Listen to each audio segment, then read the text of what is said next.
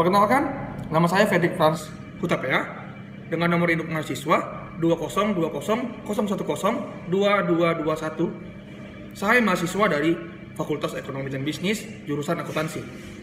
Di sini saya akan menjelaskan tentang materi lingkungan organisasi. Yang pertama-tama, saya akan menyampaikan tentang definisi lingkungan organisasi. Definisi lingkungan organisasi adalah organisasi berasal dari kata organ onyang. Menurut bahasa Yunani berarti alat. Pengertian organisasi memiliki perbedaan dengan pengertian sebuah kelompok. Namun, apabila kita lihat dan kita pandang dari sebab atau alasan-alasan yang berkubu atau kelompok, maka mempunyai maksud dan tujuan yang sama. Maka kelompok itu akan melakukan yang namanya kerjasama untuk menggapai tujuan tersebut yang ingin diwujudkan. Sedangkan kata lingkungan memang mengandung konotasi environment yang berasal dari kata environs atau daerah sekeliling atau sekitar. Tidak lain merujuk pada suatu konsep biologi. Pengertian lingkungan organisasi. Lingkungan organisasi adalah keseluruhan elemen yang menentukan keberhasilan suatu organisasi untuk mencapai suatu tujuan dan target tertentu. Di sini ada beberapa faktor yang mempengaruhi lingkungan organisasi. Di antaranya, yang pertama, lingkungan internal organisasi.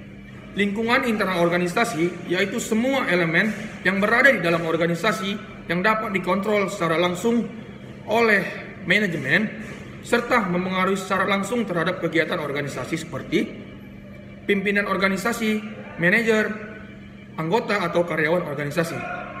Dan yang kedua, lingkungan eksternal organisasi. Lingkungan eksternal organisasi dapat dibedakan menjadi dua. Yang pertama, lingkungan eksternal mikro atau lingkungan eksternal langsung, yaitu semua elemen yang berada di luar lingkungan yang secara langsung berpengaruh pada kegiatan organisasi seperti klien, pesaing, rekanan, dan pemerintah.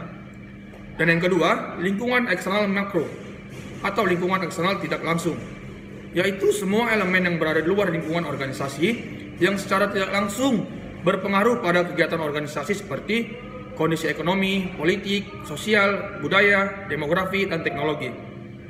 Sebuah organisasi yang efektif pada suatu lingkungan organisasi tertentu belum tentu efektif pada lingkungan organisasi lain. Perubahan-perubahan yang terjadi pada lingkungan organisasi sangat dinamis dan kadang-kadang pengaruhnya terhadap organisasi tidak dapat diperkirakan terlebih dahulu. Karenanya, suatu organisasi dituntut untuk bersikap tanggap dan adaptif serta selalu mengikuti dan menyesuaikan diri dengan keadaan yang terjadi pada lingkungan organisasi. Di sini saya akan menyampaikan strategi untuk mengendalikan lingkungan. Untuk itu, perlu dan sangat perlu strategi mengendalikan lingkungan. Langkah-langkah tersebut adalah sebagai berikut.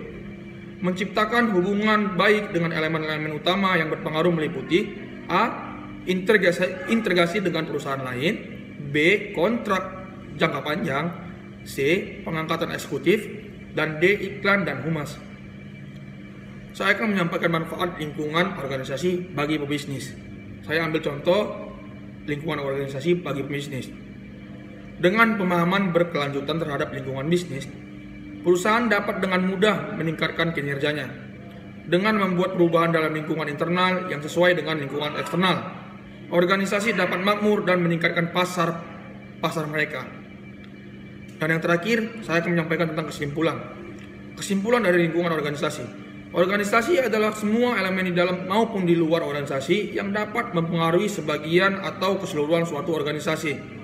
Terdapat dua jenis klarifikasi lingkungan, yakni lingkungan internal dan lingkungan eksternal. Sekian dan terima kasih. Itulah materi saya tentang lingkungan organisasi.